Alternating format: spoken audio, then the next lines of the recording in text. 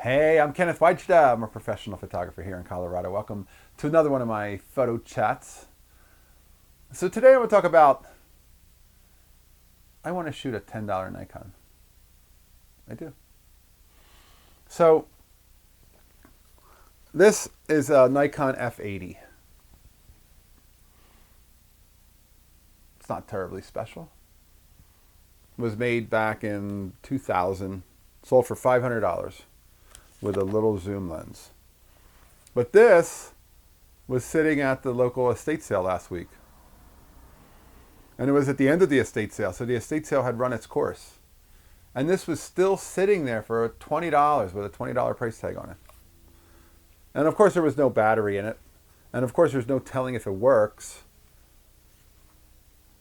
And there are 3 rusty screws down by the battery holder. I thought, uh-oh, there are some rusty screws there. And it is a little rusty underneath that connector for the lens, for the camera strap. Wonder what that means. That couldn't be good. And I said, I don't know if it works, and it's got some rust. How about 10? And they said, sure. Get it out of here. They're so glad to get rid of her for $10. And when I got home, I put a battery in and it said error. And I've seen an F100 with an error code, and I knew it just needed a lens to correct the error.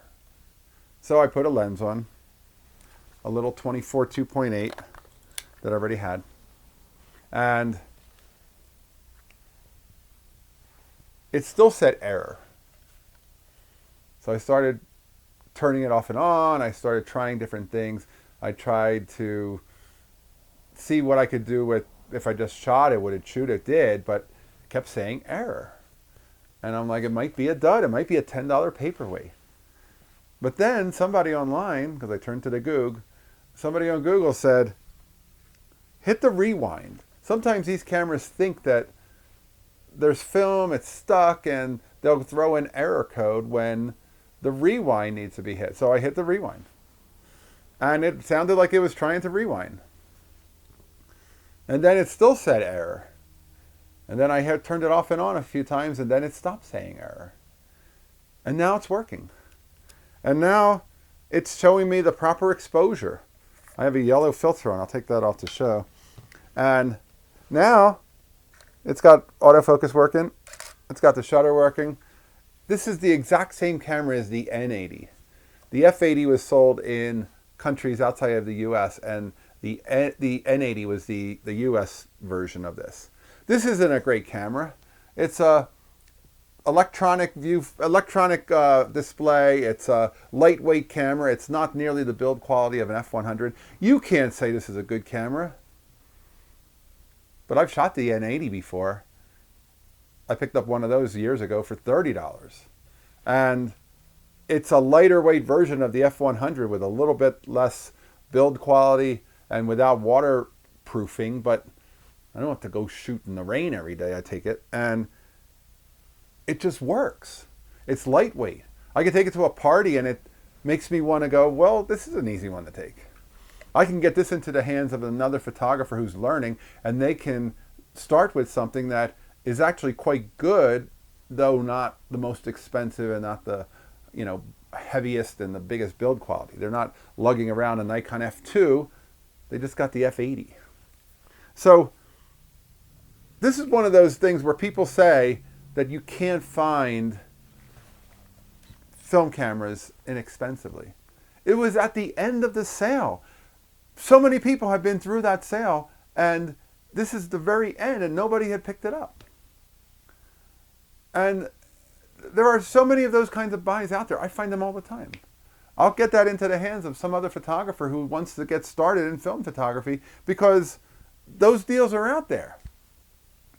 And these cameras are so capable. Both the N80 and the F80, I think, are some of the sleepers of the Nikons, because the Nikon F100 is one that a lot of people have turned to and said they like it a lot, and it is. It's a really nice camera. It was right before digital came out, and they ended up, really, the people who bought them didn't use them a lot. They ended up making a camera that was it's probably not overused like an abused FM2 or an abused F3 that was used by a pro.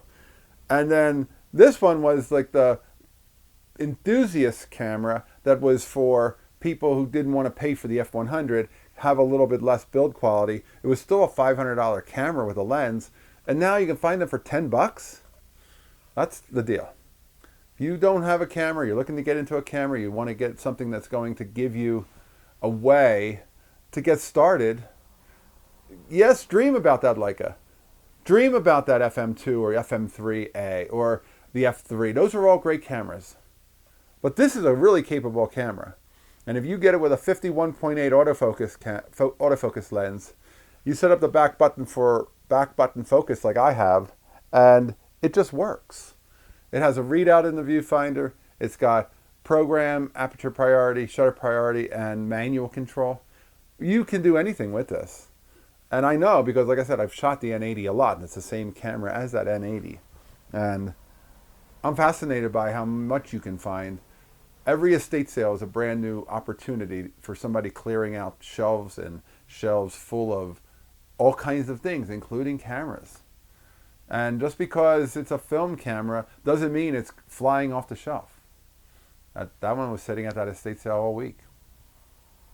So those deals are out there, but not only are they great deals, but those are good cameras and they're worth shooting and they're fun to shoot. And I really will put a raw film through this before I move it on because it's one of those cameras that it's a nice build. It's a good quality camera.